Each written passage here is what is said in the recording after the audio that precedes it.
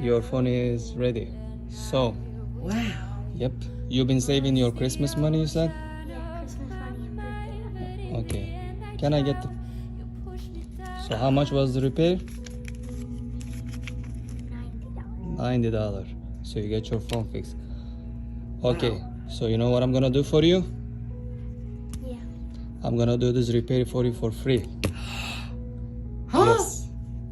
Yay! Sarah, it's free. So this is my gift Sarah, for you. it's give him a high five. Okay. He didn't charge you $90. He did it for you for free. Yeah, Yes. I cannot get that money for her. Wow. I'm gonna put Sarah, you also you screen happy? protector too. Yay! Give him high five, baby girl. Good?